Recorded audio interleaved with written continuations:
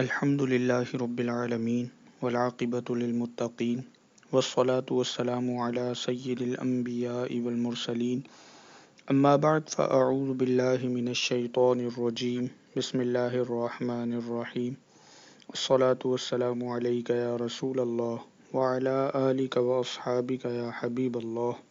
السلام علیکم ورحمۃ اللہ وبرکاتہ۔ جب ہم اس کائنات کو دیکھتے ہیں تو ایک عظیم نظام دیکھ کر ہماری عقل حیرت کے سمندر میں غوطے کھانے لگتی ہے کہ ہمیں ہر شے وقت کے ساتھ جڑی نظر آتی ہے، چاند کی منزلیں ہوں یا سورج کا طلوع و غروب، رات کا آنا جانا ہو یا دن کا آغاز ہو، تمام چیزیں جہاں ایک خدا کے وجود کا پتہ دیتی ہیں، وہیں ہمیں وقت کی تنظیم یعنی مناسب اور منظم اوقات کی تقسیم کاری کی ضرورت اور اہمیت کو اجاگر کرتی ہے۔ اللہ تبارک و تعالی کا ارشاد ہے، لَلشَّمْسُ يَنبَغِي لَهَا أَن تُدْرِكَ الْقَمَرَ، سورج کو نہیں پہنچتا کہ وہ چاند کو پکڑ لے، وَلَا اللَّيْلُ سَابِقُ النَّهَارِ، اور نہ رات دن پر سبقت لے جائے، وَكُلٌّ فِي فَلَكٍ يَسْبَحُونَ، اور ہر ایک اپنے گھیرے میں تیر رہا ہے۔ یعنی سورج اور چاند میں سے ہر ایک کے ظاہر ہونے کے لیے ایک وقت مقرر ہے، سورج کے لیے دن اور چاند کے لیے رات۔ رات اور دن دونوں معین حساب کے ساتھ آتے اور جاتے ہیں، کوئی ان میں سے اپنے وقت سے قبل نہیں آتا، یعنی ہر ایک منظم طریقے سے اپنے کام پر مامور ہے۔ اللہ تعالی دن اور رات کے بارے میں ارشاد فرماتا ہے، وَمِن رَحْمَتِهِ جَعَلَ لَكُمُ اللَّيْلَ وَالنَّهَارَ لِتَسْكُنُوا فِيهِ وَلِتَبْتَغُوا مِن فَضْلِهِ وَلَعَلَّكُمْ تَشْكُرُونَ، اور اس نے اپنی رحمت سے تمہارے لیے دن اور رات بنائے کہ رات میں آرام کرو اور دن میں اس کا فضل تلاش کرو، اور تاکہ تم اس کا شکر ادا کرو۔ اس سے بھی معلوم ہوا کہ کمائی کے لیے دن اور آرام کے لیے رات مقرر کرنی بہتر ہے۔ رات کو بلا وجہ نہیں جاگنا چاہیے، دن میں بیکار نہیں رہنا چاہیے۔ ہاں، اگر کسی مجبوری کی وجہ سے کوئی انسان دن میں سوئے اور رات کو کمائے تو حرج نہیں، جیسا کہ عام طور پر رات کے وقت میں نوکریاں یا ملازمت کرنے والے افراد۔ قرآن کریم کے علاوہ حضور صلی اللہ علیہ وآلہ وسلم کی سیرت سے بھی ہمیں وقت کی تقسیم کاری کی اہمیت ہمارے لیے واضح ہوتی ہے۔ پھر ہم دیکھتے ہیں کہ اکثر بنیادی عبادات کا بھی وقت مقرر ہے، نماز، روزہ، حج، زکوٰۃ، قربانی وغیرہ سب ہی میں اوقات کی تنظیم پائی جاتی ہے۔ اس میں ہمارے لیے یہ سبق ہے کہ ہم بھی اپنے وقت کو ترتیب دیں اور ایک شیڈول بنا کر زندگی گزاریں۔ آج بہت سے لوگ وقت کی کمی اور مصروفیات کی زیادتی کا یوں شکوہ کرتے نظر آتے ہیں کہ آج کل تو مصروفیات اتنی بڑھ گئی ہیں کہ اگر دن رات کے 24 گھنٹے بھی کام کریں تب بھی کام پورا نہیں ہوتا۔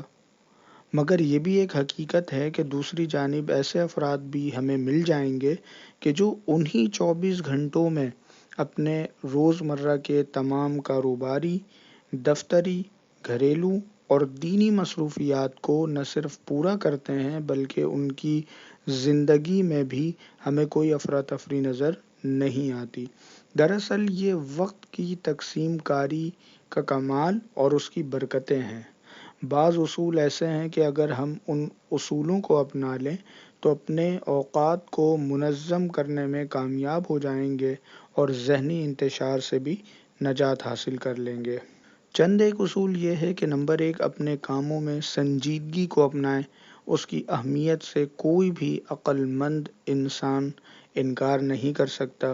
نمبر 2، پلاننگ، مناسب منصوبہ بندی کریں کہ کس وقت میں کون سا کام کرنا ہے، ورنہ بے ترتیبی کے ساتھ جہاں کام صحیح نہیں ہو پاتا وہاں بہت سا وقت بھی ضائع ہو جاتا ہے۔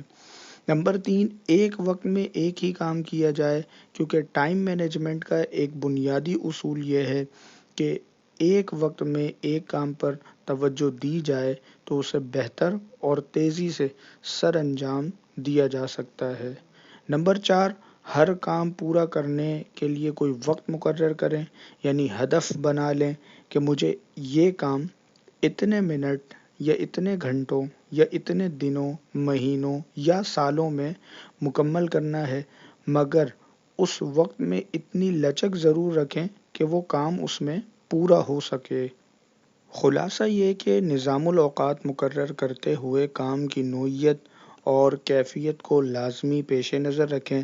نمبر 5، بعض اوقات ایک وقت میں 2 کام آسانی سے کیے جا سکتے ہیں، لہٰذا ایسے وقت کو ہاتھ سے نہ جانے دیں، جیسا کہ ڈرائیونگ کرتے ہوئے، آفس آتے جاتے ہوئے، ورزش کرتے ہوئے۔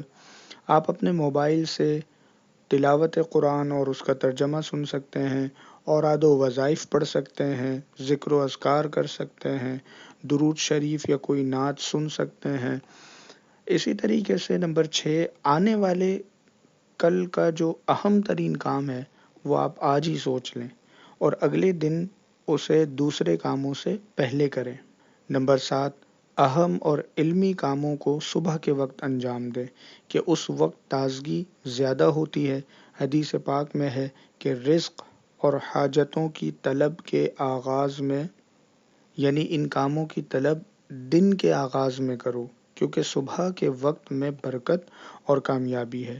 نیز صبح کا وقت باعث برکت ہوتا ہے۔ حضور نبی کریم صلی اللہ علیہ وآلہ وسلم نے اس کے لیے یوں دعا فرمائی: اے اللہ، میری امت کے لیے صبح کے اوقات میں برکت عطا فرما۔ نمبر 8، بعض بڑے کام ایک ساتھ نہیں ہو سکتے، لہٰذا ایسے کاموں کو چھوٹے چھوٹے حصوں میں بانٹ لیں۔ نمبر 9، حساس اور اہم ترین کام کرتے وقت موبائل فون، انٹرنیٹ وغیرہ بند کر دیں تاکہ ہماری توجہ نہ بٹے۔ نمبر 10، اگر ایک آدھ میسج یا ای میل سے بات نہ بنے تو وقت ضائع کرنے کے بجائے فون اٹھائیں اور بات ختم کریں۔ نمبر 11، کچھ لوگوں کو یہ عادت ہوتی ہے کہ وہ اپنا ہر کام اپنے موبائل سے منسلک کر لیتے ہیں، یہاں تک کہ اپنی ٹو ڈو لسٹ، یعنی جو کام کرنے ہیں اس کی فہرست بھی موبائل ہی میں بناتے ہیں، الگ سے نہیں بناتے۔ تو مناسب یہ ہے کہ الگ سے یا تو اس کا پرنٹ نکال لیا جائے یا آپ کے پاس علیحدہ سے لکھا ہوا ہو، تاکہ زیادہ موبائل کی طرف توجہ نہ جائے۔ کام کے دوران ہر 2 گھنٹے بعد چند منٹ کا وقفہ لیں، بریک ضرور ہونا چاہیے، اور کمپیوٹر پر یا اسکرین دیکھنے والے کام کرنے والے جو افراد ہیں انہیں ہر 20 سے 25 منٹ کے بعد چند سیکنڈز کے لیے اپنی نظریں اسکرین سے ہٹانا یہ آنکھوں کے لیے بہتر ہے۔ رات دیر تک کام کرنے والوں کو چاہیے کہ رات میں آرام کریں اور صبح اٹھ کر وہ کام پورا کر لیں۔ کوشش کریں کہ صبح اٹھنے کے بعد سے لے کر رات سونے تک تمام کاموں کے اوقات مقرر ہوں، مثلاً اتنے بجے تہجد، علمی کام، مسجد میں نماز کی ادائیگی، ناشتہ، روزگار، دوپہر کا کھانا، گھریلو معاملات، شام کی مصروفیات، اچھی صحبت، محدود پیمانے کی ضروری ملاقات۔ ان تمام کاموں کے اوقات متعین کر لیے جائیں۔ جو لوگ اس کے عادی نہیں ہیں، ممکن ہے انہیں شروع میں کچھ دشواری پیش آئے، لیکن جب عادت پڑ جائے گی تو اس کے فائدے اور اس کی برکتیں ظاہر ہو جائیں گی۔ اسی طرح نظام الاوقات، یعنی آپ اپنے کام کی اوقات کی تقسیم کاری کر لیں۔ اس کے کئی فوائد بھی بیان کیے جاتے ہیں کہ اوقات کے ڈسپلن سے ترجیحات، آپ کی جو ترجیحات ہیں انہیں متعین کرنا آسان ہو جاتا ہے۔ اہم اور غیر اہم کاموں کی درجہ بندی ہو جاتی ہے۔ اہم کام بروقت اور درست طریقے سے انجام پاتے ہیں، اطمینان نصیب ہوگا اور کم وقت میں زیادہ کام کیا جا سکے گا، کیونکہ اس وقت دوسرے کاموں پر توجہ نہیں ہوگی۔ شیڈول بناتے وقت جب تمام کام اور ان کے اوقات منظم ہو جائیں گے تو مزید نئے نئے کاموں کا حوصلہ ملے گا۔ وقت طے ہونے کی وجہ سے لوگوں سے کیے گئے وعدے پورے ہوں گے۔ لوگوں سے ملاقات کا وقت خاص ہوگا جس کی بدولت بے وقت ملاقاتوں سے آرام ملے گا۔ زندگی کا مقصد بنانے میں مدد ملے گی۔ زندگی کی مشکلات کم اور آسانیاں زیادہ ہو جائیں گی۔ اللہ کریم ہم سب کو عمل کی توفیق عطا فرمائے۔ آمین بجاہ النبی الامین۔ وآخر دعوانا ان الحمد للہ رب العالمین۔